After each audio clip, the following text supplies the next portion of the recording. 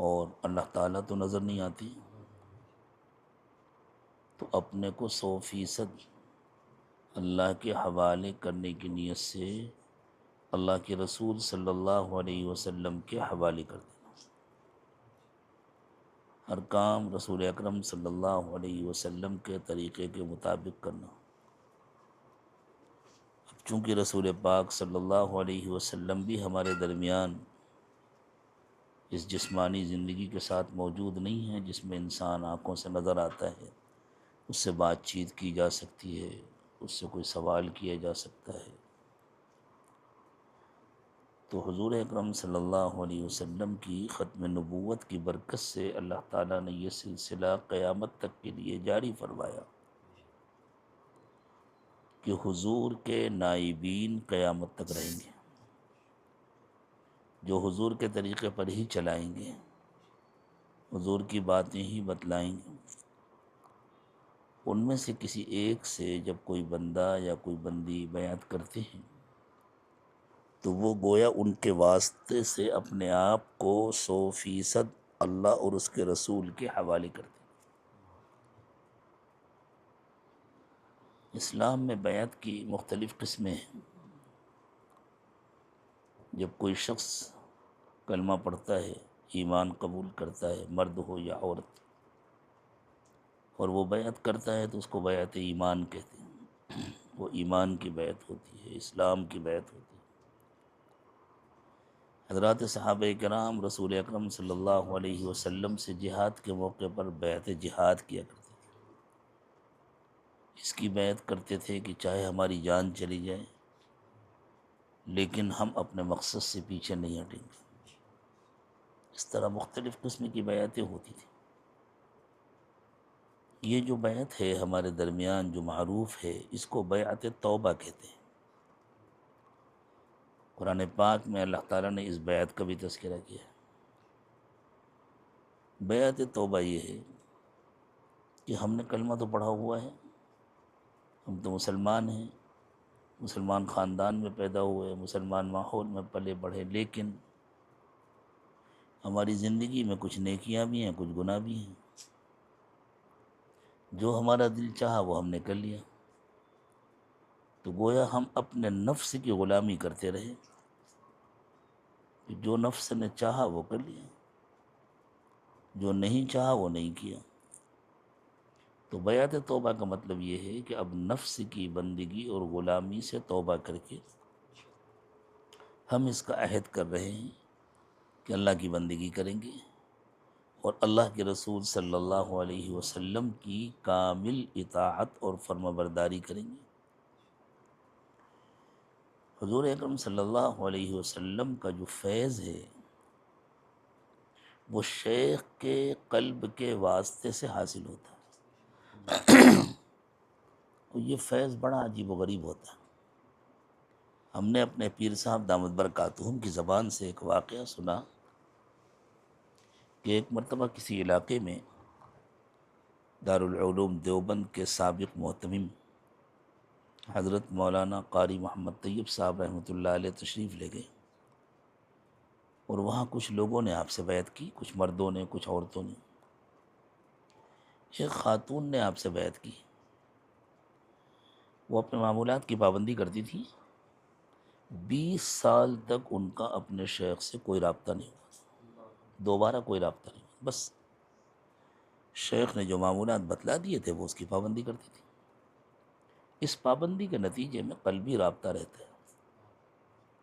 20 سال کے بعد اس خاتون کا انتقال ہوا تو ان کے گھر والوں نے بتلایا کہ انتقال سے کچھ پہلے انہوں نے کہا دیکھو دیکھو یہ مولانا تشریف لا رہے ہیں، اپنے شیخ کے بارے میں حضرت قاری طیب صاحب رحمۃ اللہ علیہ، دیکھو دیکھو یہ آ رہے ہیں، دیکھو یہ مجھے کلمہ پڑھا رہے ہیں، اور یہ کہہ کر کے انہوں نے کلمہ پڑھا، لا الہ الا اللہ محمد رسول اللہ، اور روح پرواز کر لی۔ یہ نسبت کا فیضان ہوتا ہے۔ یہ فیض اصل میں آتا ہے اللہ کے رسول صلی اللہ علیہ وسلم کے قلبی اثر سے۔ اللہ تعالیٰ کی جانب سے حضور اکرم صلی اللہ علیہ وسلم کے قلبی اطہر پر جو ہر وقت انوار و برکات کی اور تجلیات کی بارش ہوتی ہے، پھر اس کا فیض آگے بڑھتا ہے. تو حضرت ابوبکر صدیق کے قلب سے اور پھر جتنے مشائخ ہیں درمیان کے ان سب کے قلوب سے ہوتا ہوا ہمارے شیخ کے قلب میں آتا ہے، اور ہمارے شیخ کے قلب سے اس کا فیض ہم کو حاصل ہوتا ہے. اپنے شیخ سے رابطہ جتنا مضبوط ہوتا ہے، اور رابطہ کس طرح مضبوط ہوتا ہے، جو معمولات بتلائے جائیں اس کی پابندی، گناہوں سے بچنے کی پوری کوشش. اور اگر خدا نہ خواستہ شیطان کوئی گناہ کرا دے، نفس اس کے ورگلانے میں آ جائے، تو فوراً توبہ عاجزی کے ساتھ، ندامت و شرمندگی کے ساتھ. اور شیخ سے محبت، جتنی محبت شیخ سے ہوتی ہے اور جتنی اطاعت و فرما برداری ہوتی ہے اور جتنا معمولات کی پابندی ہوتی ہے، اتنا فیض حاصل ہوتا ہے. بسا اوقات تو انسان کو محسوس ہوتا ہے کہ میرے دل میں کچھ آ رہا ہے، پھر اس کی برکتیں زندگی میں نظر آتی ہیں، پھر عبادتوں میں دل لگتا ہے، پھر اللہ کی یاد میں دل لگتا ہے، پھر گناہوں سے نفرت ہو جاتی ہے، گناہ کرنے کا دل نہیں چاہتا. اور اگر کبھی شیطان نے گناہ کرا دیا تو ایسے ہی ہوتا ہے جیسے راستے میں کوئی گندگی پڑی تھی، اچانک اس میں پیر پڑ گیا، یا اچانک اس کا کوئی چھینٹا کپڑے پر پڑ گیا، تو انسان کو اچھا نہیں لگتا، نفرت ہوتی ہے، پریشان ہوتا ہے، پہلی فرصت میں اس کو دھونا چاہتا ہے، صاف کرنا چاہتا ہے. اسی طرح اللہ تعالیٰ نے متقیوں کے بارے میں فرمایا والذین اذا فعلوا فاحشۃ او ظلموا انفسهم ذکروا اللہ فاستغفروا لذنوبہم، کہ اگر ان سے کوئی چھوٹا بڑا کوئی بھی گناہ ہو جاتا ہے، بڑا سے بڑا گناہ ہو جاتا ہے، وہ فوراً ان کے دل میں اللہ کی یاد آتی ہے اور وہ اپنے گناہوں کی معافی مانگتے ہیں، پھر اللہ معاف کر دیتے ہیں. وَمَن يَغْفِرُ الذُّنُوبَ إِلَّا اللَّهُ، گناہوں کو اللہ نہیں معاف کریں گے تو کون معاف کرے گا؟ یہ کہنے کے بجائے کہ اللہ معاف کر دیتے ہیں، اللہ فرما رہے ہیں کیا کسی کو اس پر تعجب ہے کہ بندے سے یا بندی سے گناہ ہو جاتا ہے اور وہ توبہ کر لیتا ہے، تو کسی کو اس پر تعجب ہے کہ اللہ معاف کر دیتے ہیں؟ ارے وہ اللہ کے پاس آیا نا، اللہ نہیں معاف کریں گے تو اور کون معاف کرے گا؟ وَمَن يَغْفِرُ الذُّنُوبَ إِلَّا اللَّهُ. ان کی صفت ہوتی ہے وَلَمْ يُصِرُّوا عَلَى مَا فَعَلُوا وَهُمْ يَعْلَمُونَ، وہ جان بوجھ کر اپنی غلطی پر اصرار نہیں کرتے، وہ ڈھٹائی نہیں کرتے، وہ اس کی تعویلیں نہیں کرتے کہ کیا کریں اس زمانے میں، اس سے تو کوئی بچ ہی نہیں سکتا، اتنا تو ہو ہی جاتا. یہ تعویلیں بڑی خطرناک ہیں. گناہ گناہ ہے، گندگی گندگی ہے. وہ حرام سے بچنے کی بھی پوری کوشش کرتے ہیں، مشتبہات سے بچنے کی بھی پوری کوشش کرتے ہیں. حضرات صحابہ کرام فرماتے ہیں کہ ہم مشتبہ چیزوں سے بچنے کے لیے بہت ساری حلال چیزیں بھی چھوڑ دیتے تھے. ذرا سا دل میں شبہ آیا تو چھوڑ دیتے، بھائی یہ کوئی فرض تھوڑی ہے، کوئی ضروری تھوڑی اس کا کھانا یا اس کا لینا یا اس کا کرنا ضروری تھوڑی، ہم بچ جاتے ہیں اس سے. اس طرح اپنے آپ کو بچاتے ہیں. دیکھیں اگر کہیں پانی رکھا ہے اور شبہ ہو گیا ہے کہ اس میں کوئی زہر ملا ہوا ہے یا اس میں کوئی گندگی ہے، تو آدمی نہیں پیتا نا، یقین سے نہیں معلوم، اس کے باوجود صرف شبہ ہو جائے تو نہیں پیتا. تو بیعت کا مقصد یہ ہے کہ ہم یہ نیت کریں، مرد بھی یہ نیت کریں، عورتیں بھی یہ نیت کریں کہ آج سے ہم 100% اپنے کو اللہ اور اس کے رسول کے سپرد کریں. بس اب تو نہ خاندانی رسم و رواج، نہ علاقے کے طریقے، نہ کوئی اور بات، ہمیں تو اللہ کا کہنا ماننا ہے، اللہ کے رسول کا کہنا ماننا ہے، اپنے شیخ سے پوچھ کر زندگی گزارنی ہے. ہمارے شیخ ہمارے رہبر ہیں، وہ ہم کو بتلائیں گے کہ اللہ اور اس کے رسول کا پسندیدہ طریقہ کیا ہے. یا وہ اگر کہیں گے کہ فلاں عالم ہیں، فلاں مفتی ہیں، ان سے معلوم کر لو، تو ان کے کہنے کے مطابق ہم معلوم کر لیں، ان کی ہدایت کے مطابق معلوم کر لیں. تو جیسے ہماری جسمانی بیماریوں کے لیے کوئی ڈاکٹر ہوتا ہے، پھر ہم اسی سے رجوع کرتے ہیں، اسی سے پوچھتے ہیں، 10 ڈاکٹروں سے نہیں پوچھتے. اور ہم یہ سمجھتے ہیں کہ بیماریوں کے علاج کے لیے ڈاکٹر سے تعلق ضروری ہے، اس سے رابطہ ضروری ہے. اسی طرح جو ہماری روحانی بیماریاں ہوتی ہیں، اور یہ روحانی بیماریاں بڑی خطرناک ہوتی ہیں، یہ آسانی سے نہیں جاتی ہیں. انسان کے اندر شہوت کی بیماری ہوتی ہے، غصے کی بیماری ہوتی ہے، غصہ، ناک پر غصے کا رکھا رہنا، بات بات میں ناراض ہو جانا، کسی سے ناراض ہو گئے تو برسوں ناراض رہنا، اس کو معاف نہ کرنا، اس سے بات چیت نہ کرنا، اس سے قطع تعلق کر لینا، یہ سب بیماریاں ہیں۔ اسی طرح حسد کی بیماری، جلن کی بیماری، بغض و عناد کی بیماری، لالچ کی بیماری، دنیا کی لالچ کی بیماری، اپنے کو بڑا سمجھنے کی بیماری، دوسروں کو اپنے سے کمتر اور حقیر سمجھنے کی بیماری، یہ سب روحانی بیماریاں ہیں۔ لیکن جب انسان مرد ہو یا عورت معمولات کی پابندی کرتے ہیں، اللہ کو کثرت سے یاد کرتے ہیں، اپنے شیخ سے اپنا رابطہ مضبوط رکھتے ہیں، بہت آسان ہے، ہر وقت قلبی رابطہ رکھنا بہت آسان ہے، کہ بس اس کا خیال رکھیں، اس کا تصور کریں کہ میرے شیخ کے قلب سے ایک نور نکل کر میرے قلب میں آ رہا ہے، بس اس کا خیال کرنے سے وہ نور آتا رہتا ہے الحمدللہ۔ تو پھر آہستہ آہستہ یہ بیماریاں ختم ہو جاتی ہیں، پھر آہستہ آہستہ انسان پر ایک رنگ چڑھ جاتا ہے، جیسے کپڑے پر کلر کیا جاتا ہے اور اس کا رنگ بدل جاتا ہے، بالکل اسی طرح انسان پر ایک رنگ چڑھ جاتا ہے، نیکی کا، تقوی کا، اخلاق کا، مروت کا، بلند کرداری کا ایک خاص رنگ چڑھ جاتا ہے، جس کو اللہ تعالیٰ نے بیان فرمایا صبغۃ اللہ ومن احسن من اللہ صبغہ۔ اور عجیب بات ہے، یہ جملہ قرآن پاک میں اس مقام پر آیا ہے جہاں آگے پیچھے بنی اسرائیل کا تذکرہ ہو رہا ہے۔ ہم سے پہلے کے انبیاء کرام علیہم الصلاۃ والسلام کو بھی اللہ تعالیٰ نے یہ بات بتلائی تھی کہ انسانی زندگی پر ایک خاص رنگ چڑھتا ہے جو اللہ کا رنگ ہے۔ عیسائیوں کے ہاں آج بھی بچوں کو ایک خاص رنگ سے رنگا جاتا ہے، ان پر رنگ ڈالا جاتا ہے، جو سمجھا جاتا ہے یہ اللہ کا رنگ ہے جو ڈالا جا رہا ہے، تو وہ کوئی مادی رنگ نہیں ہے، وہ تو بیچاروں کے ہاں وہ ایک رسم آ گئی ہے بپتسمہ جس کو کہتے ہیں، یہ کوئی مادی رنگ نہیں، یہ ایک روحانی رنگ ہے، جس کو قرآن نے کہا صبغۃ اللہ، یہ اللہ کا رنگ ہے۔ ومن احسن من اللہ صبغہ، اللہ سے اچھا کس کا رنگ ہو سکتا ہے؟ اور یہ رنگ کیا ہے؟ وَنَحْنُ لَهُ عَابِدُونَ، یہ عبدیت کا رنگ ہے، یہ غلامی اور بندگی کا رنگ ہے، کہ پھر انسان کے اندر کامل بندگی آ جاتی ہے، کامل تقوی آ جاتا ہے۔ اللہ اس رنگ میں ہم سب کو رنگ دے، اور اللہ ہماری توبہ کو قبول فرما دے، اللہ ہمیں بیعت کی حقیقت نصیب فرما دے۔ رسمی بیعت سے فائدہ نہیں ہوتا، حقیقی بیعت سے فائدہ ہوتا ہے، جب یہ پکا ارادہ ہو، پکی نیت ہو کہ اب تو ہم اپنے کو اللہ کے سپرد کر رہے ہیں، جیسے حضرات صحابہ کرام نے اپنے آپ کو اللہ اور اس کے رسول کے ایسے سپرد کیا تھا کہ پہلے سے جو کچھ کرتے آ رہے تھے بس یوں سمجھتے تھے اب ہم نے سب چھوڑ دیا، اب ہم حضور سے پوچھیں گے، حضور اس کی اجازت دیں گے تو ہم کریں گے، نہیں اجازت دیں گے تو نہیں کریں گے۔ یعنی ہمیں اپنی مرضی کی زندگی نہیں جینا، ہمیں اللہ کی مرضی کی زندگی جینا۔ یہ بات ذہن میں رکھیں، ہم شیخ کی مرضی کی زندگی نہیں جیتے، ہمیں اللہ کی مرضی کی زندگی جینا ہے۔ لیکن اللہ کی مرضی بتلائی اللہ کے رسول صلی اللہ علیہ وسلم نے، اور اللہ کے رسول صلی اللہ علیہ وسلم کی ان ہدایات کی روشنی میں ہمارے شیخ ہم کو اللہ کی مرضی بتلاتے ہیں، اللہ کے نبی صلی اللہ علیہ وسلم کی باتیں ہم کو بتلاتے ہیں۔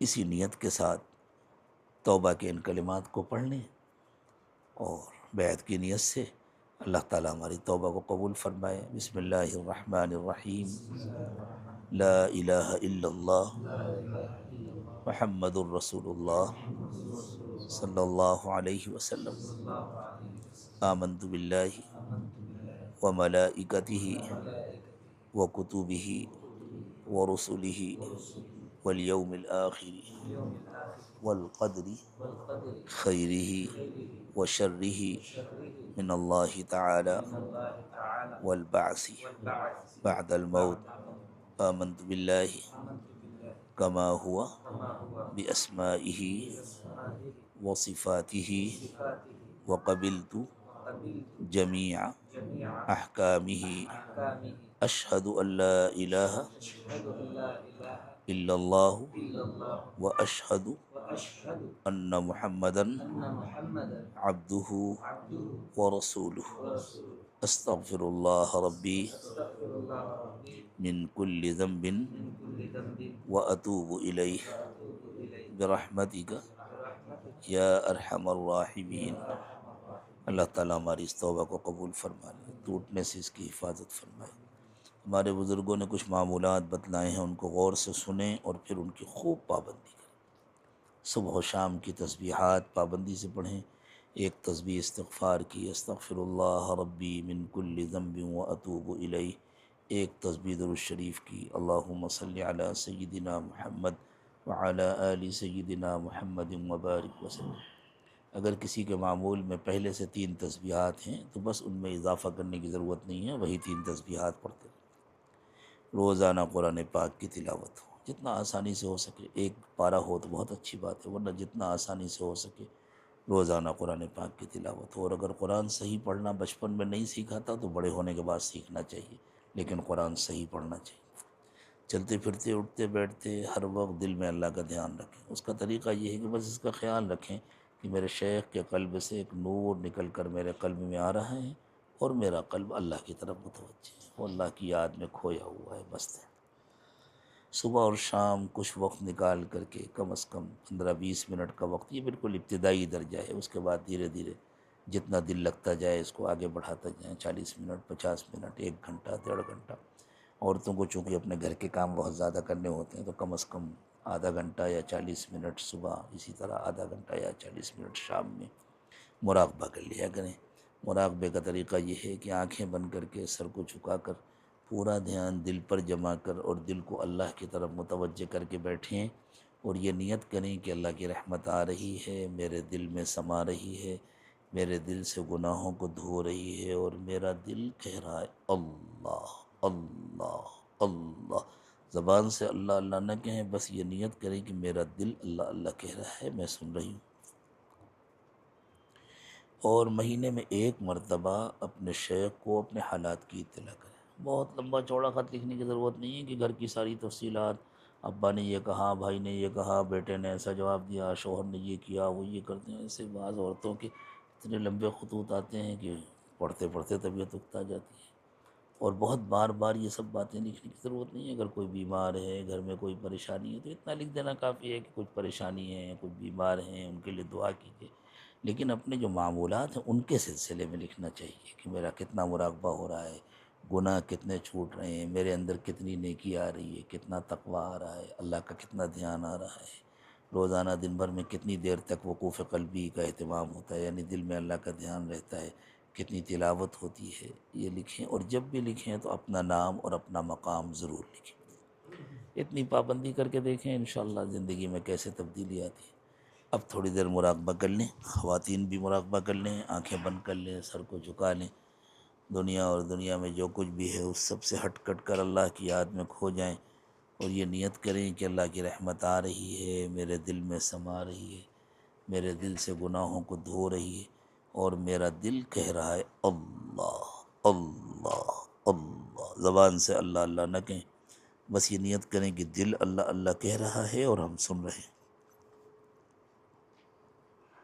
لا الہ الا اللہ محمد الرسول اللہ صلی اللہ علیہ وسلم۔ دعا فرما لیں، سبحان ربی العلی العلی الوہاب، اللہم صلی علی سیدنا محمد وعلی آل سیدنا محمد وبارک وسلم۔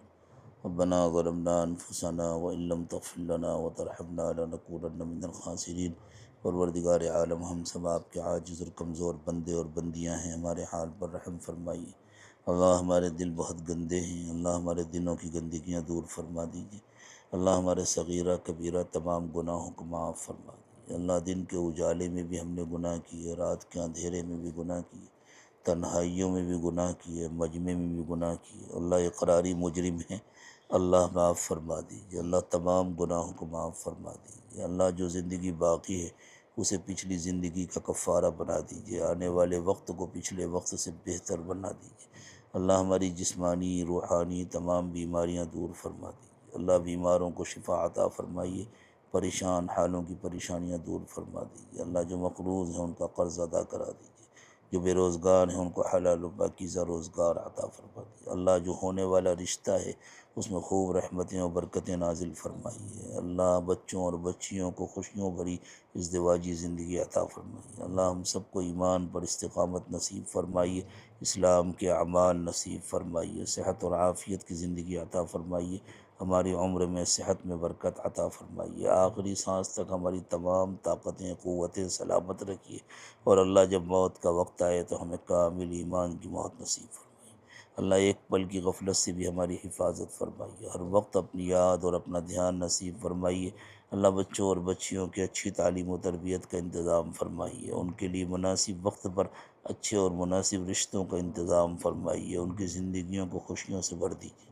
اللہ ان کی زندگیوں کو خوشیوں سے بھر دیجیے، آپسی ناچاکی سے، اختلافات سے، گھریلو جھگڑوں سے حفاظت فرمائیے۔ اللہ آپ ہم سے راضی ہو جائیے، اپنے رضا والے اعمال نصیب فرمائیے، اپنی ناراضگی سے اور ناراضگی کے اسباب سے حفاظت فرمائیے۔ وصلی اللہ تعالی علی خیر خلقہ محمد وعلی آلہ واصحابہ اجمعین برحمتک یا ارحم الراحمین۔